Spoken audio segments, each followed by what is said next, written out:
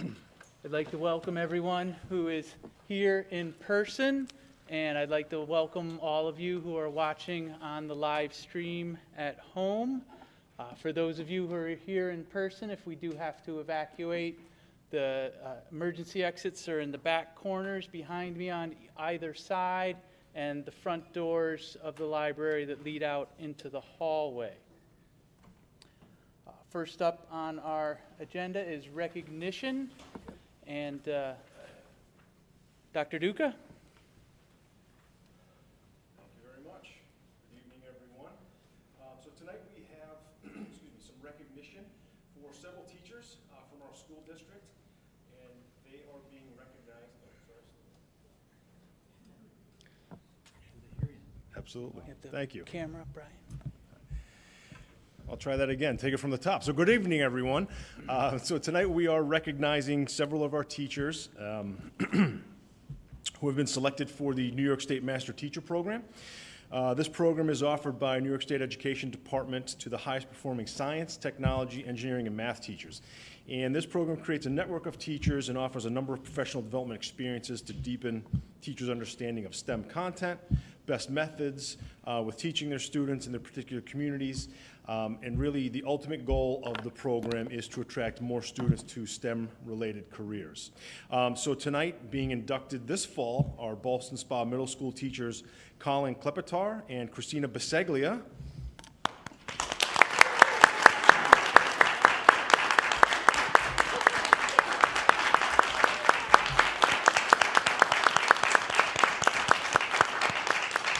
And also previously selected Jeff Gargano, who's unable to meet with us tonight. But they join the ranks of some other previously selected master teachers from Ballston Spa that include John Ballet, Katie Calhoun, Shannon Hansen, Judy Selig, Anki Mewison, Matt Glagowski, Katie Miller, and Andrew Ferrone. So congratulations to you both.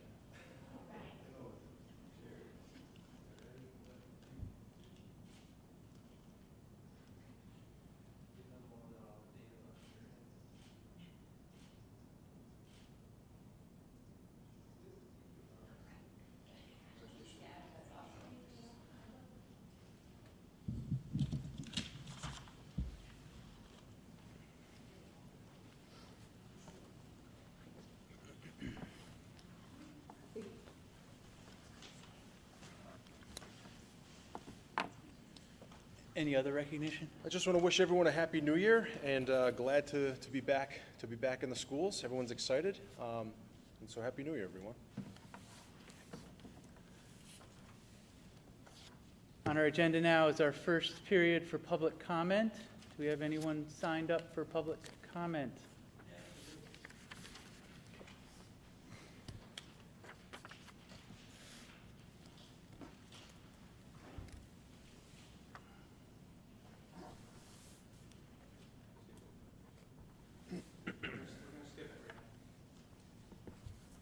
Okay. Next up on our agenda is our student government report. Katie and Selena. Hi, we hope you all had a wonderful break and Happy New Year. To start off, we still are in the planning of our Speak Out, and we're in the process of planning the small details of that. It should be run on January 18th, which now that we've had a snow day should be a D-Day. We are planning our Spring Fling dance. We are thinking about moving the date because of DJ, and originally it was planned on a Friday, but we're thinking of moving it to a Saturday just to avoid conflicts. So other than that, That's all we have going into the new year. Yeah. Okay, well, I hope you had a excellent break, and welcome back for our second half of the year, and thank you very much. And if you want to excuse yourselves, you may excuse yourselves from the meeting. thank you. Thank you, you too. Next up on our agenda is our superintendent's report. Absolutely. So tonight we have an assessment update, 3 through 8 New York State Regents, that will be presented to us by Kathleen Skelly. So come on up, Ms. Skelly.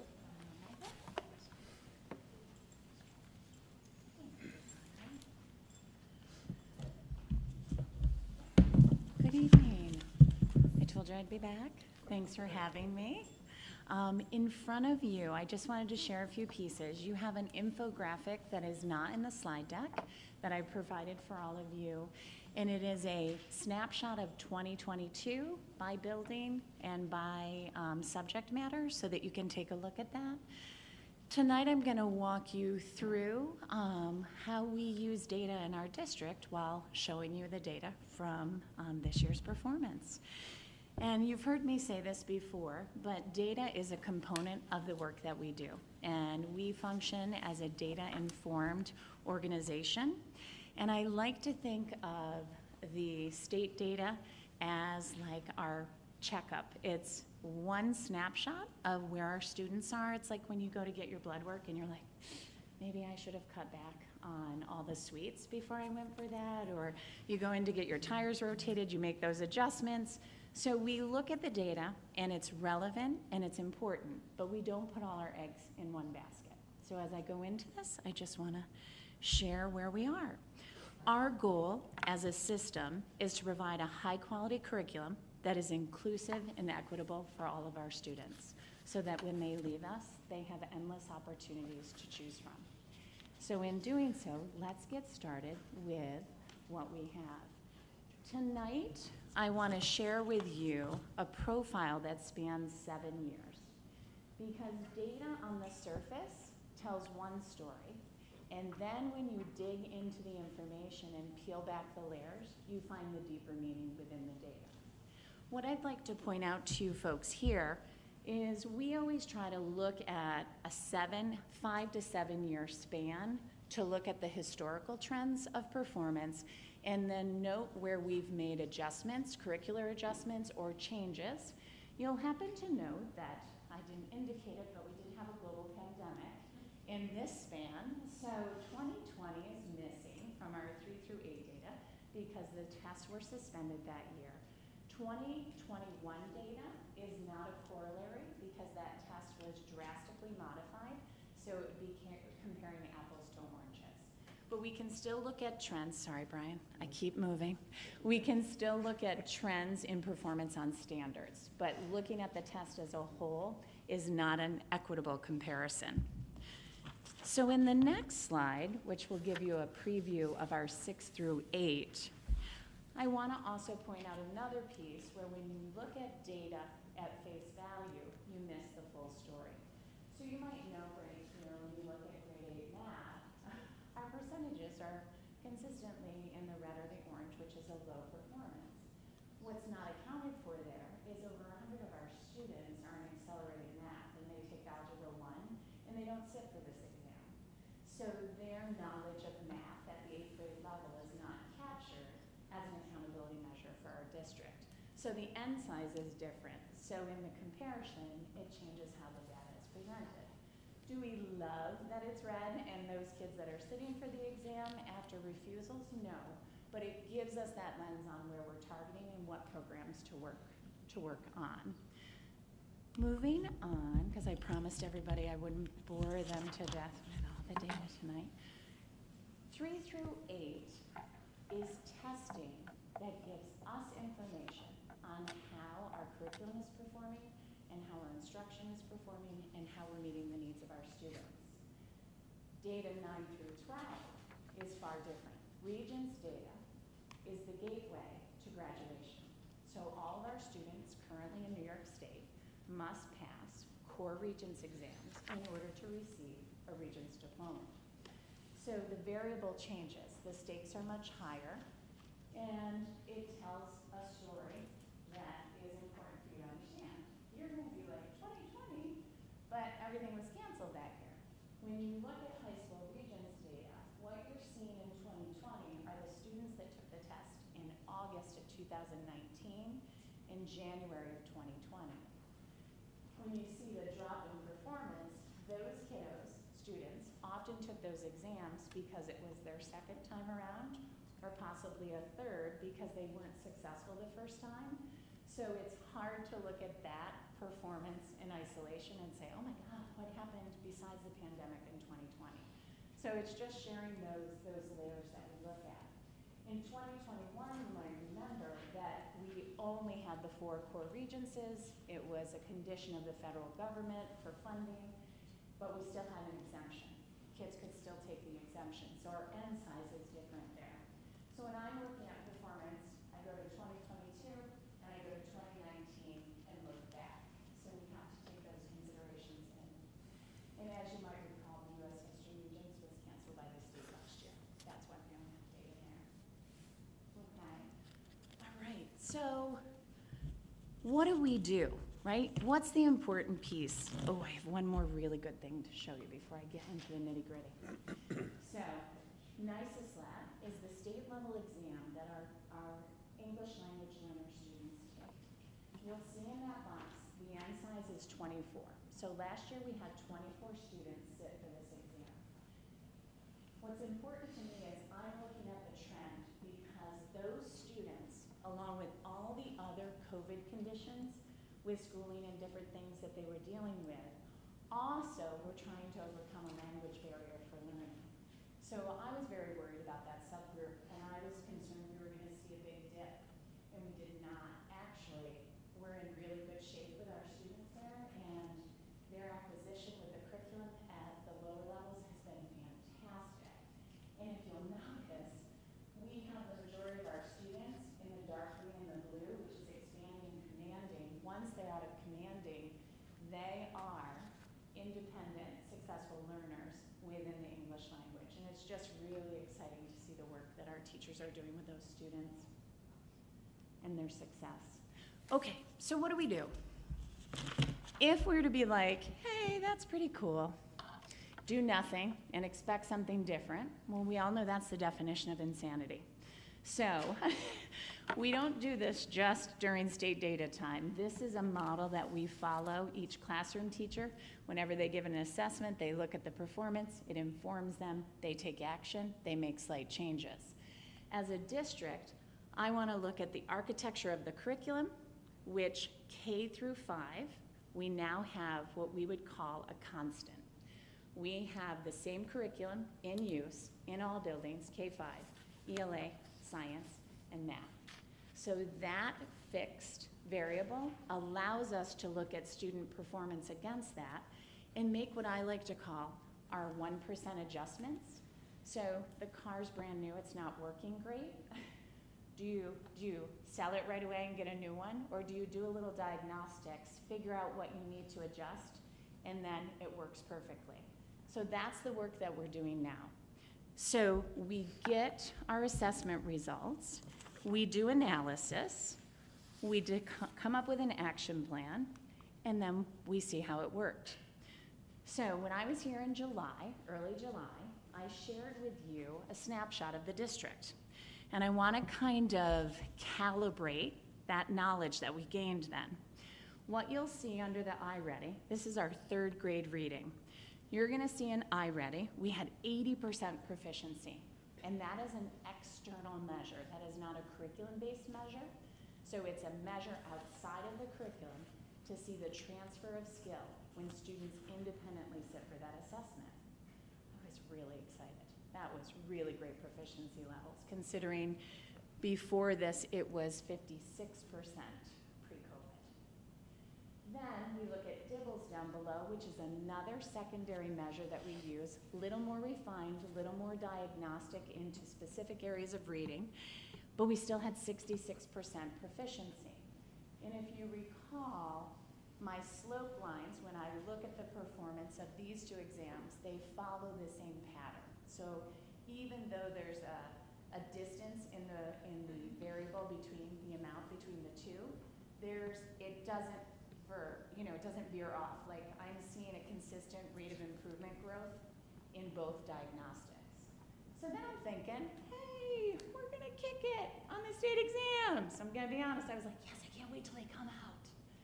All of my colleagues across the district said that, and then we were all like, did you get your scores? Yeah, I got my scores. What do we think's going on? Irene says to us, we're within 5 to 10 percentage points of how you'll perform on your state exam. And I said, so can you explain a few things for me? However, the state exam comes out and we have 43% proficiency across the board. Here's what we need to remember. We don't place all of our value in one measure of data. So we look at these three, and the work that we do is find out where our adjustments need to be made. So that's what we do. And here's how we did it. We go around, I do with the CIO, and I work with the principals, and we do a data profile. And we look at each building's grade level performance. So you see a different story, right? At the district level, third grade's at 43%. In this one building, it's 56%, right? Because there's variables. And we want to customize and make sure that our action is meaningful in each building. Then I go deeper into my data profile. And what you have up here, and thank you for bearing with me because you guys know that I love this stuff and I'm hoping it's becoming clearer. This is assessment trend analysis. And this is where my work is. My goal is that all of our kids are strong readers, they're strong mathematicians, they're strong thinkers. When you look at this, these variables over here are performance variables up. Okay, I'm back. Oh, okay. Thank you. Okay. They might want to hook me up or something. I know. All right. So when you come over here, this is where the real work happens for our teams. Language, reading informational text, reading for literary text. When we look here, see we're starting in 2018, here's 2022. Remember what I said about 2021? We can't use it as a comparative. It's a completely different exam, apples to oranges. When I started drilling down at this level, I was getting relevant information that could help us make intentional, meaningful decisions. Look where we were here in 2018 on language. Look where we are now in that building with our foundations in vocabulary, decoding, phonemic awareness. All of those elements are starting to come together. Reading for informational text, even with all of the learning transitions we had, we're almost back to that same level. So looking at this story, then I go a little deeper, and I look at what is a heat trend map. I know, really technical terms. Here's the standards in a real focus. Remember how you saw the domains, language, reading for literature, reading for information? This gets into the specific reading for literature, reading for information, or language domains. The one I want to showcase for you tonight is this one. Reading for Lit and Reading for Information 3.3. This is what our students have to be able to do. Okay, that's the skill. That's the must-do skill. So I look at that standard and I say, wow, 6 points out of 34 on the 2022 exam and 5 points out of 34. So that standard was worth 11 points out of 34. So if we're going with our Moneyball analogy, that test was heavily weighted to those two standards, whereas in our other measures have more of a broad lens, so we check in on the standards more equitably. Does that make sense? So that we have to adjust for. But then I say, okay, so those are heavy hitters. How did our kids do? I come over here, I draw a midline, which is the red line, and I circle, those are our strengths above. I circle down here, what are our priorities? What are our areas of weakness that we have to fine tune? And you'll notice I see a trend that Reading for Information 3.3 didn't just show up in 1 year, it showed up in a few years. So, because we have a standards-based curriculum, I go to the curriculum, I pull up that standard, and I look for the frequency of that standard in that curriculum. Then I drill down to see, is it the language? Is the language on the assessment for the state different than the language of the curriculum? Or is it something different? Once we have the answer, we make that 1% adjustment. So instead of changing everything, we make that change. And so we meet with the teachers and we say, hey, what about trying this. And then we can assess how that variable works. So that's what we do with data when we get it. And I won't bore you to death because I have like 10 more examples up here, but do you understand conceptually how we dig down, how we look to our curriculum, and we find out where those opportunities are, and we make sure those opportunities are meaningful, and if we have to make curricular adjustments or instructional adjustments, we make those. But we don't throw it all away. We make it better every year, and our kids tell us what they need. I did a math example. At the secondary level, 6 through 12, we don't have vendor-based curriculum. So you guys have gotten used to me talking about vendor-based curriculum. Is there a secret, Aaron? Do I just, there we go. Vendor-based curriculum. We have locally designed curriculum. Right now, with the work that we're doing with IB, we're doing the same data stories, but we inform our written curriculum, and we look at where those opportunities happen, and we strengthen those opportunities the same exact way. So ultimately, our kids leave us with as many open doors and options as they can possibly have because we work on this architecture and we keep growing our opportunities to improve. And I know I moved a lot again, guys, and I'm super sorry. All right, I'm a mover, talker, the whole 9 yards. So questions for me? Any questions, any wonders? I'll be back next board meeting on MTSS, but yay! So I know you gave one example of one particular elementary school. How did the other three compare to that one? Was that the best one? Was that the worst one? Or? I chose a middle. Okay. I chose a middle to show you, like just one that was within, one was a little higher than everybody else, so I chose that middle one. So here's the piece. I saw a trend across all of them with 2 standards. Does that make sense? So they were all, and historically they hadn't been high performing in that standard. So it makes me think about how we can support the delivery of that information to make it, here's a real technical term, but to make the learning more sticky for the students so that they achieve that understanding. And if there were variables, I presented those changes in the variables. So let me give you a math example. The staff was amazing. Day before vacation, they're like, can you come at 8:30 and go over our data with us? I'm like, yeah, we just have to be done in time for the sing-along. I'm like, okay, we can do this. We talked about math, and they had variables between their grade levels, so it wasn't just one thing. And the methodology there is to look at those assessments, look at the commonly missed questions and what standard they're linked to, and do what I call retrieval, or you might call a spiral review. You cut those questions up, not all of them, just the ones that aren't sticky enough, there's that technical term again, and you revisit those as you go through the year. Because as we know with ELA, we practice the skills all year long, we change the content. With math, we have a progression of learning that builds one on top of the other. So if we have any hiccups in that build, we need to come back to them and check in on our students, or they're going to lose that foundation. So we talked about ways to implement that differently at the different levels. Yeah. Okay. Do you have a different modifications on each school? So in other words, do you say, okay, this school we need to tweak these 3 things, but this other school, these 3 are fine, we have to do these other 2? So this year, it'll be better next year when I have 2 years post-COVID with the curriculum being consistently, not that it wasn't consistently delivered, but we had hybrid learning and we had no learning. We had a variable, so that measurement, I can't see the historical trend to next year, getting another layer. I will see if there's more differentiation. This year, 3 through 5 of ELA, it was pretty consistent with main idea, central idea,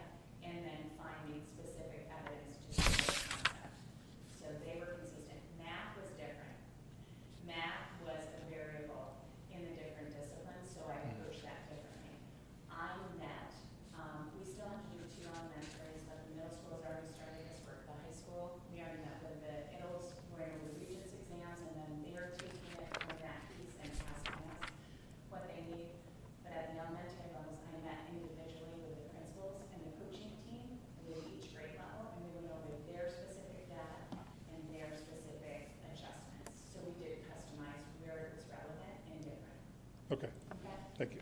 You bet. I have several questions. Of course, okay. Okay, so I think that something that is important to point out is the 22 data is 2 years of kids struggling. So for instance, a person who took the Algebra 1 exam spent their entire middle school Yes. not in a normal 100%. classroom setting. So you can see why there is Yep. the fluctuation. Absolutely. So really, what is your prediction for when we'll see like true normalized data come Absolutely. back to us? Because this is definitely, And they even, everybody has cautioned us, right? That's why, and you never use one point of data to make your decisions, but, as they've been putting this information out, we always get it with that qualifying statement that, there are so many variables, we can't say that this is our fixed. The state did say to myself and colleagues, superintendents and directors, this is our new baseline for accountability though. So, they're making 2022 our baseline, and they're building a new formula. And Dr. Duca and I have been in communication because we're waiting for that information to come out. We were all taken aback by that a little bit that's really because of the variables and equity, access, all of those things that happened leading up to this first year back to, I'm going to say, quote unquote, normalcy, because we still had pockets of kids out at various times. I'm going to say next year we should start seeing more consistency between my three measures. okay. That's going to be the calibrator for me, because everything's standards-based. We have a standards-based curriculum. If all of our constants are true, we should see performance rise. Okay. Absolutely. Okay, and then obviously you get the region scores at the end of the year Yeah. because they're graded Yep. by Yep. our teachers. But then, this is January and we're just hearing about last year's testing, and I just wanted to point Exactly. out, when does the district, I know we got the data as parents, October? You got it Late October, November. Yeah, late So, October. Here's how they rolled it out for us. The parent data went home in October. It was still embargoed on the level of how we could share out. Once that was released, so in my November update to you guys, because I didn't want to wait too long, Dr. Duca and I decided my November update would be a showcase of the state data, because I wanted you to get that information then when it wasn't embargoed anymore, and I didn't fit into the agenda for that month. So this was the first time. I know, I got bumped by something. No, that's okay. So that's why I'm here now. So the work we've been doing, I met with the middle school teams October and went over their data. I met with the elementary principals before Thanksgiving, went over data. And so then we've been doing the deeper work and looking at the curriculum and making those adjustments so that we can roll that out. All right, one last question. No, I love questions. What is the difference between the refusal of state exams versus refusal of iReady and Okay. DIBELS? So, it's very rare that we have any refusals of iReady and DIBELS. State refusals, so I'm glad you asked that, because when I share the building data with them, and this is critical because remember, N size, what you've included. When I share the building grade level data, I take out the refusals and that information because it's not telling me anything, because those kids didn't participate in that exam. I want to just, I just want them to look at the data of those that sat for the exam, took the exam, and gave us information to look at. Does that make sense? Yes. We have very few refusals on the other, but what happens is if a kid is absent and the window closes and it just got too far, that will come up as a refusal on iReady and DIBELS. Does that make sense? Yep. We really don't get refusals, but they call them refusals because we didn't capture that kid in that time frame. That makes sense. Because benchmarking's pretty tricky. If you get too close, there's a pivot point when you get too close to the next benchmarking period, your data becomes a little less reliable when you're looking at rate of improvement for growth. Thank you. Okay? Just so I understand that, so you take student grades out of the iReady and Dibbles assessment, so it matches up more with the population that took the state assessment? No, when I go to the grade level meetings to share with them their state assessment data. Let me go back to the charts. I want to show you something. I promise it won't take long. See this chart right here? If I left the purple in there, it would show the number of kids. So the N size, I want the N size to match the kids who took the exam. If I leave if there's 62 kids, I think there were 68 in this school that would have sat for the exam, so there was 6 refusals. That comes in as purple, and it just is a distractor, right? It doesn't serve any information in our curricular discussions. Refusals are a different problem to solve. Okay, so But district-wide, looking at big numbers, I keep everything in. if we have a 20% Yeah. of our students refuse the state 17%, tests, yeah. then we're comparing a population that is 20% less than what we're comparing on the Yes. iReady You got Dibbles it. side. You got it. You got Okay. it.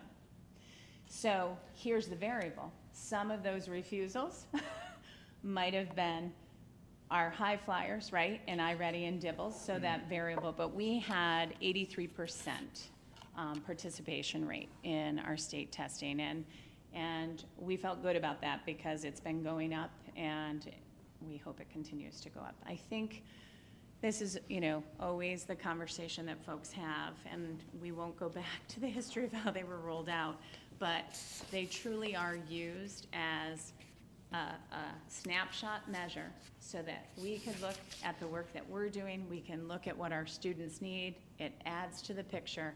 There is no harm to the child in a 3 through 8 testing environment. Okay. So I have a few more questions, but Sure. I'll let the other members speak Sure. first. If anyone else has any other questions, please, Holly.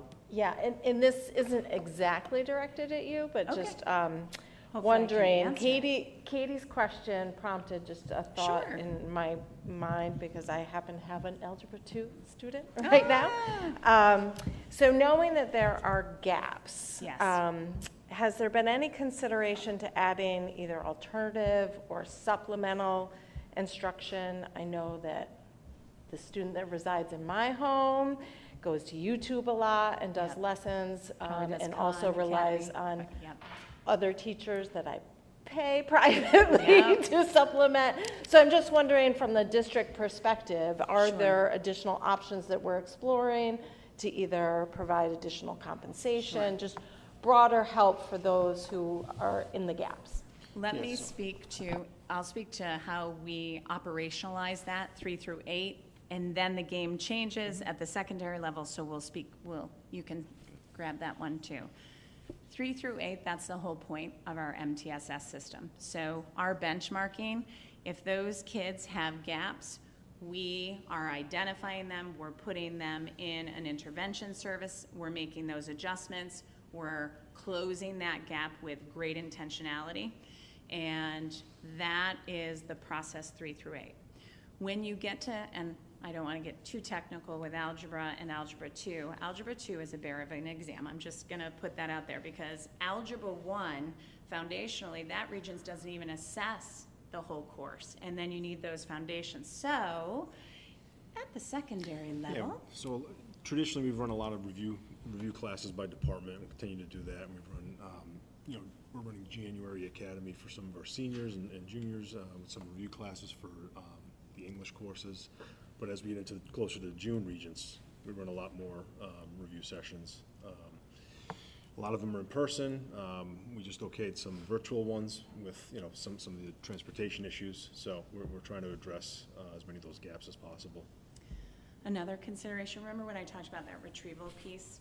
So with math, at the K-5 level, we call them modules, 6-8, we call them units, high school, we call them units. That unit of study for math, when you complete that, not all kids complete at mastery. Not all kids complete at proficiency. So looking at those losses, right? A loss of learning, not even a loss of learning, but not acquisition at the time of learning. That differentiation there, remember when I talked about identifying the questions that students struggled with overall and looping them back in as an entrance ticket or an exit ticket as a refresh? There is a great deal, I believe in it, there's a great deal of cognitive load theory out there where you encode, you put information into a student in the class period. We have short-term memory, but in order to get it into long-term memory for successful retrieval, they need to go back into that information again at a later date. That work that they're proficient or mastered in doesn't have to be the heavy focus because that's sustainable. Looking in those pockets where the knowledge deficit is another way in the doing of learning, in addition to those elements of, so grab his tests, cut them up, the question, I'll come over, help you with that retrieval piece, but you don't want me doing algebra 2. Other questions, board members? Yes. Thank you for the presentation and for the just the really good explanation.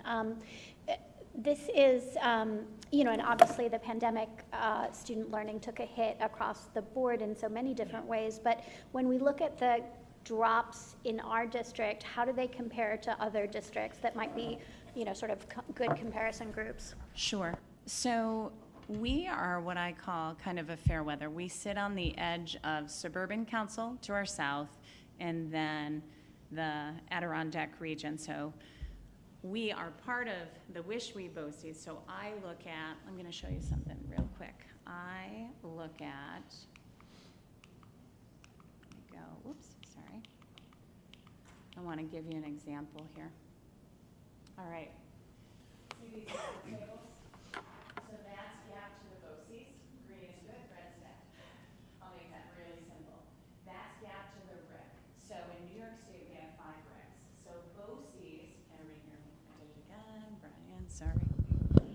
So BOCES covers, ours is 31, 32 component districts. The RIC, our RIC, covers all the way up to Canada, right? So it's a much bigger sample size. So this data shows me our performance. Remember, yes, I can look at the face data of where we were in terms of proficiency, but it also doesn't tell you in the yellows. We have like 10% in our 2s that were inches, like 2 to 3 points away from being proficient. This story tells me more about where that is. Those reds, see how, yeah, that's where we were at a deficit to the BOCES and a deficit to the RIC. So green is good. Green means we're performing above where they are. Yep, and I can always drill in and share more of that. But that's why I love, this is Tableau, so it just does a beautiful job of giving us these different representations. I used to do this work manually. It's so much nicer than just spreadsheets. Yeah. So does that help?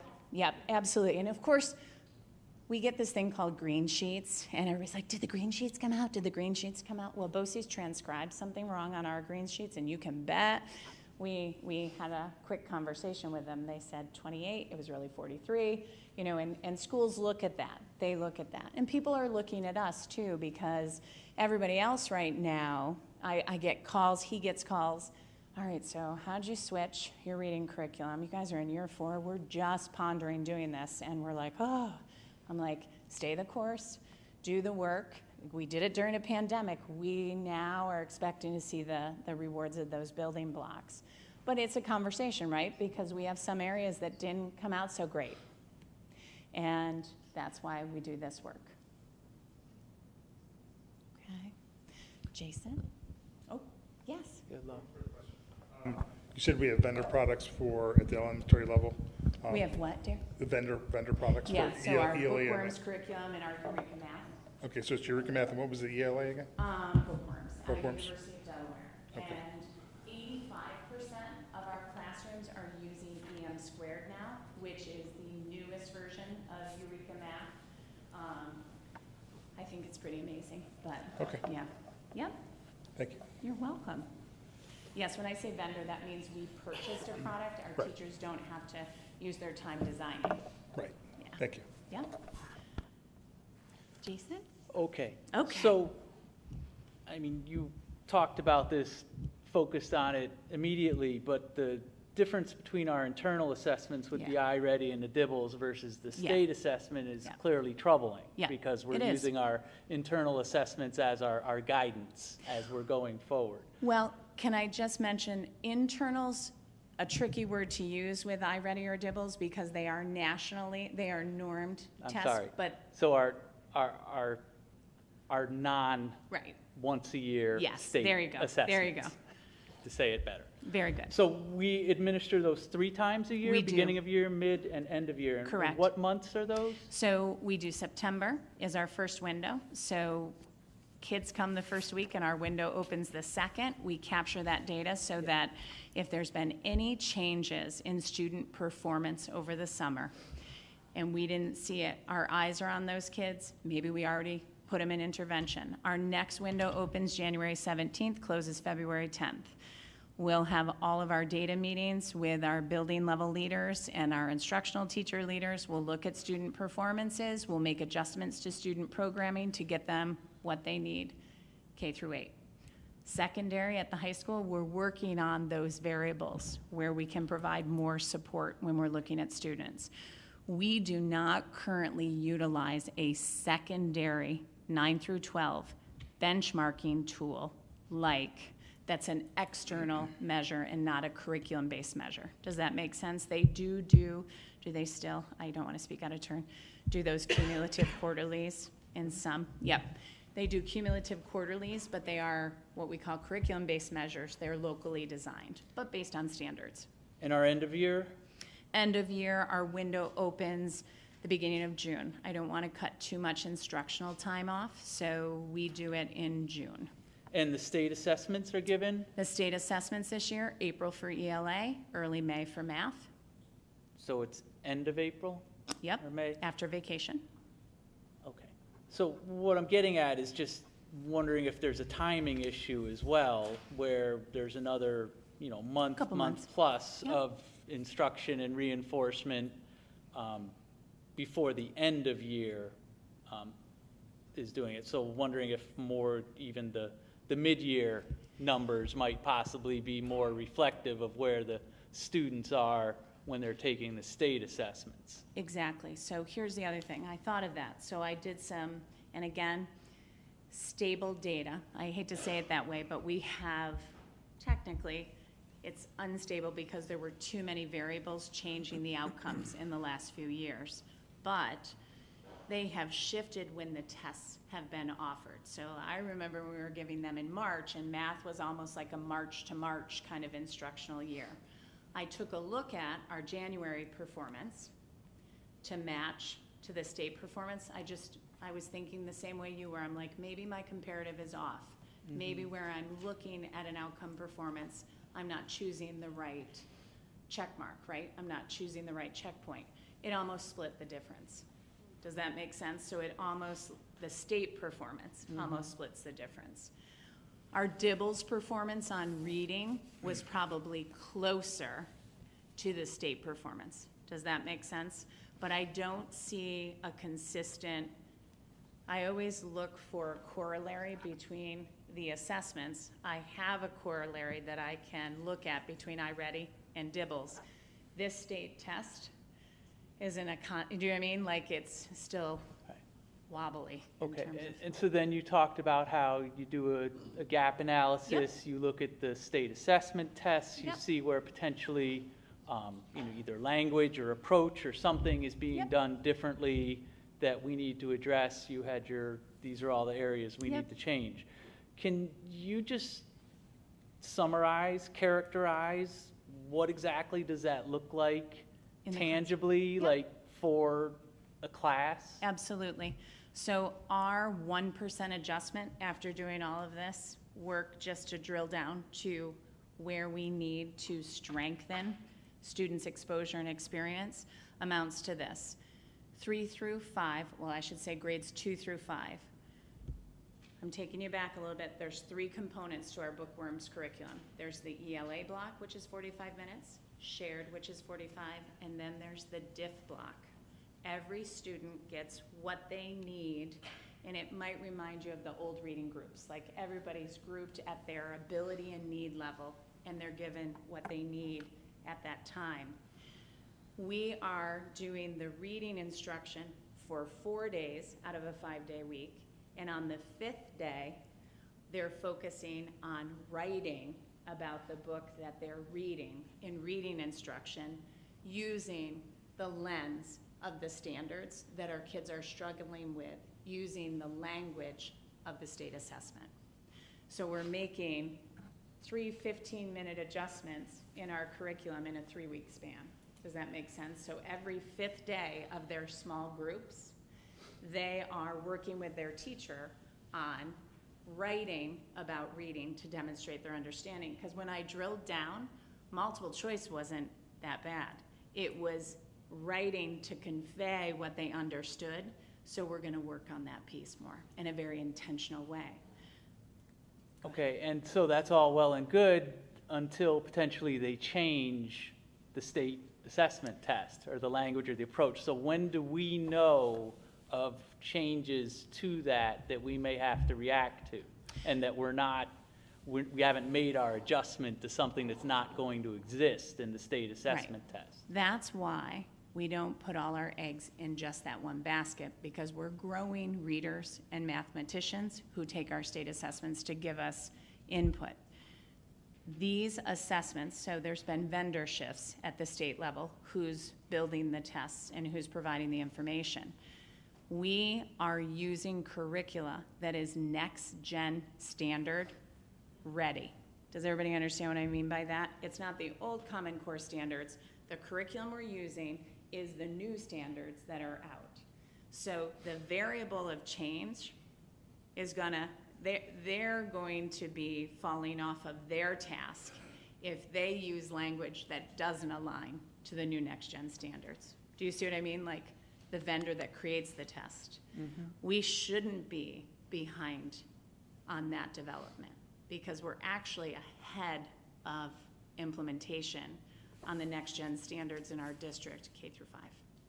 Okay, and then is there a state ed site where anyone, parents, community members, the board members can go and see test data for all of the schools in New York State? Yep. There is. NewYorkStateData.gov. Have you? Yes, it's where every school's report card is. Oh, I won't touch it because I don't want to. I'll share it out with you in my board report this week. How's that sound? I'll share that link. It's awesome. You go there, you can see every school in New York State. You don't drill down to this analysis, you see the front facing, right? You're gonna see what you see on our infographic. The infographic I gave you, that's what you're gonna see. So I would ask Dr. Duca that one, for the board materials for this meeting on our website, district website, can we, one, make this presentation available there? And two, can we also have something that has the link to the state site that's there? Okay.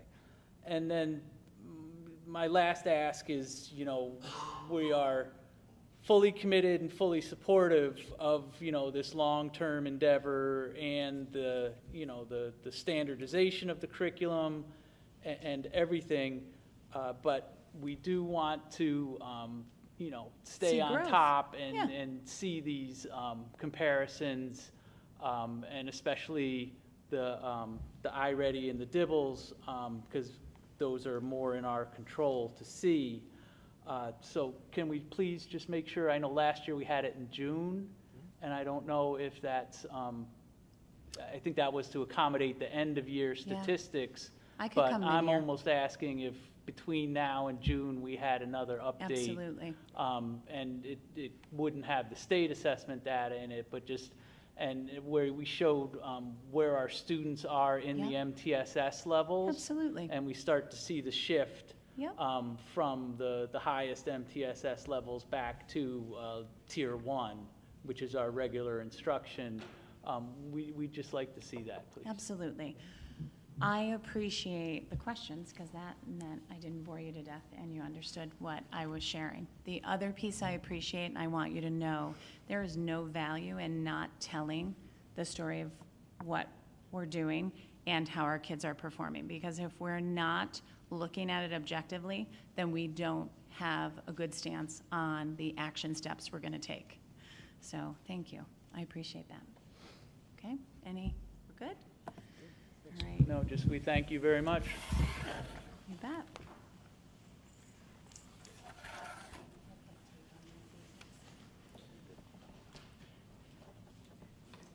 Anything else for the superintendent's report? No, that concludes it. Okay. Committee reports, we do not have any this evening. Correspondence, Dr. Duca, correspondence to the district. Yeah, we had 3 total, 2 emails, one regarding library materials, one regarding a student matter, and a phone call regarding a student matter. Okay. And correspondence to the board since the last meeting was we received 5 emails that were from 3 distinct senders. And 2 of the individuals sent us emails regarding concerns about the possible New York State mandate for the COVID-19 vaccine. One of the senders sent us multiple emails on that subject.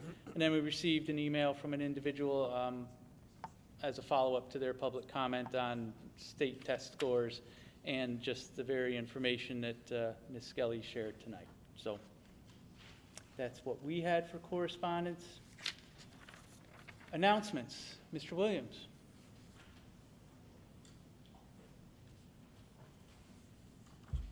Good evening. So just a couple quick things tonight. We do have the final 2 winter concerts being presented next week for 2 of our elementary schools. So we'll have the Wood Road students performing on January 10th and the Malta Avenue students performing on the 12th, both 7 o'clock in their respective schools. And then on January 17th, our Clean Tech Early College High School program will have their information night. This one's geared towards 8th graders and the 8th grade parents so they can make decisions on joining the program for the next 4 years. It's open to anyone, so you're welcome to come and learn more about it. It's January 17th at 6 o'clock out at the TechSmart facility in Malta. And just a reminder, we observe Martin Luther King Jr. Day on January 16th, and your next meeting is January 18th. Thank you. Any other announcements from board members? Just one quick one, Jason. BACC has an open gym this Friday the 6th from 6 to 8 o'clock for kids 5 to 18. So just contact them, and good way to burn some energy indoors. Thanks. Thank you. Others? No. Okay, any old business? Then we're on to new business.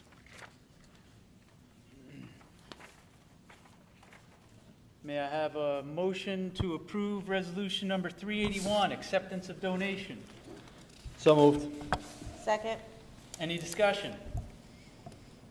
Not hearing any. All those in favor? Aye. Opposed? Abstentions? Resolution 381 passes, and thank you very much to the Town of Malta Foundation, Global Foundries, for their donation we're accepting here. I have a motion to approve resolution number 382, placement of students with disabilities. So moved. Second. Any discussion? Not hearing any. All those in favor? Aye. Opposed? Abstentions? Resolution number 382 passes. I have a motion to approve resolution number 383, placement of preschool students with disabilities. So moved. Second. Any discussion?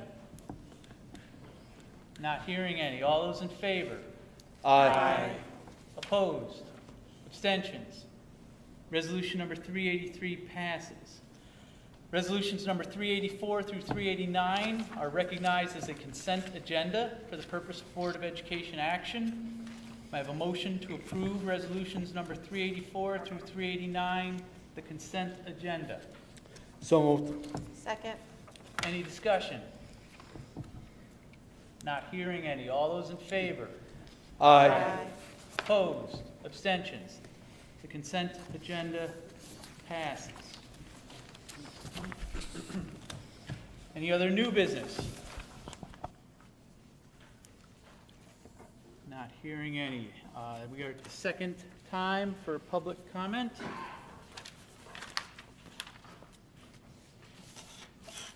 Thank you.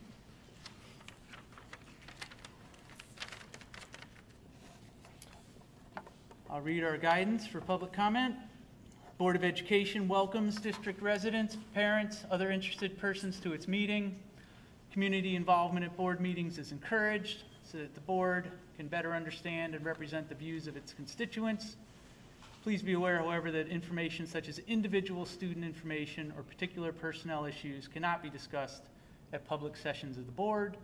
Speakers will be called upon individually. When recognized by the board president, will be asked to approach the podium, state your name and residence.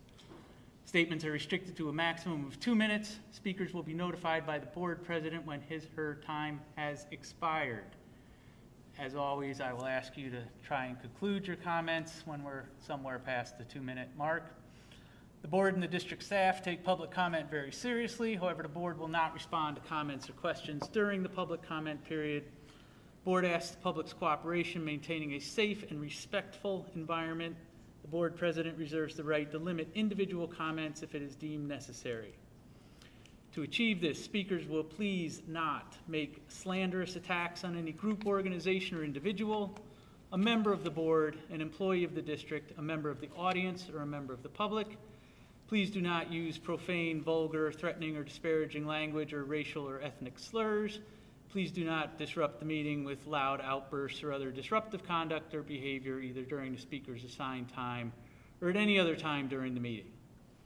Speakers understand that a failure to comply with these rules for maintaining a respectful and productive environment may result in early termination of the speaker's allotted time, a denial of future requests to speak, and any other actions deemed necessary by the president of the board, or where appropriate in the matter of health or safety measures, the superintendent of schools.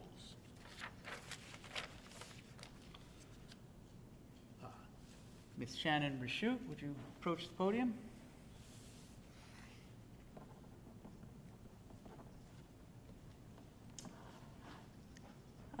Thank you again for allowing me to speak.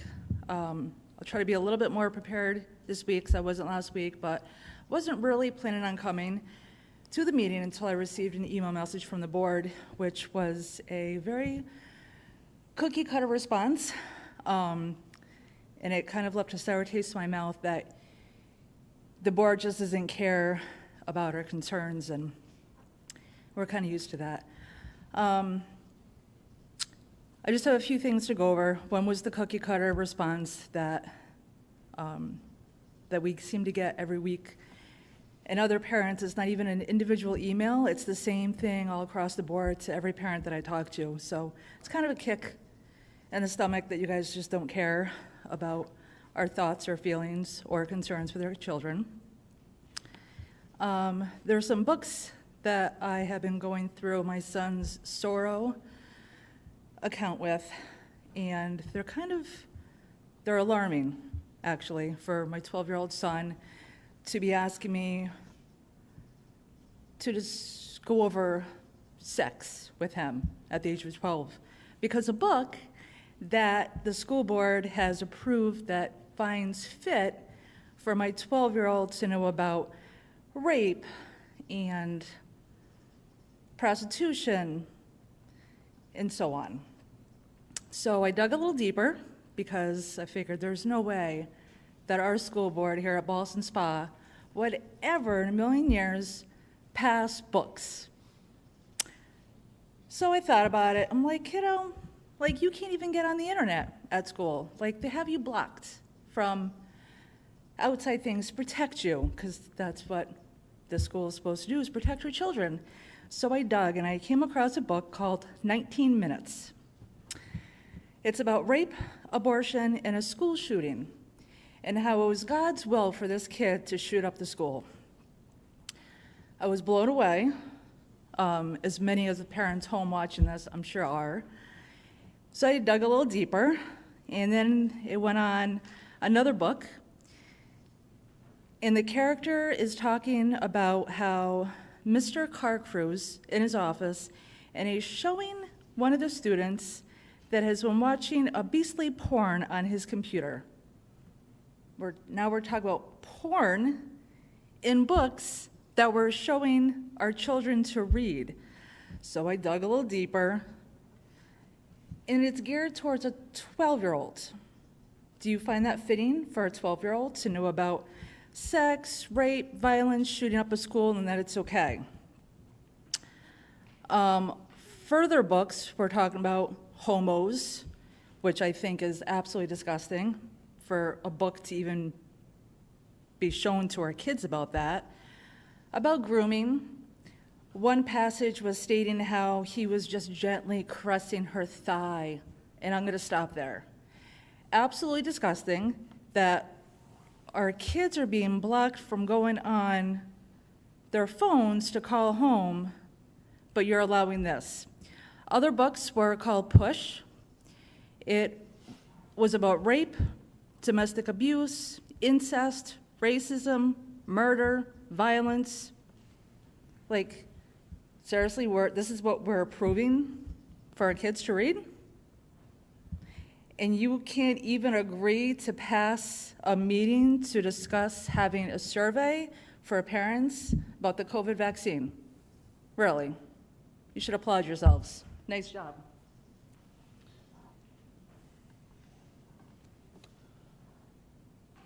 So thank you for your comments. I want to share to you and anyone in our community, if there's a concern with materials in our district, that concern should be raised to the superintendent, and there is a mechanism for the superintendent to review and look into those. So I'm just sharing this for information purposes.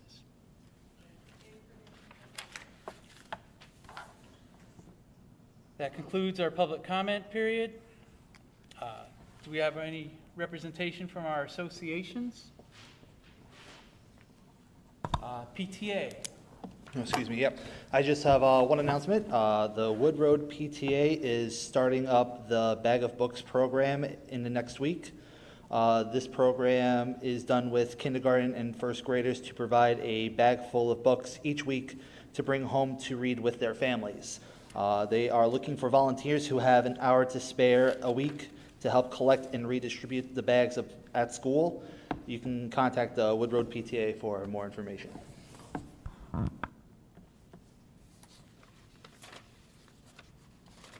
Okay, thank you. Any other announcements? All right, so the board does have reason to adjourn into executive session. We will not be returning to our public session from that. I need a motion to adjourn to executive session to discuss the employment of a particular person. So moved. Second. All those in favor? Aye. Aye. Opposed? We're going to be adjourned into executive session. We will not be returning to public session. Our next board meeting is on January 18th.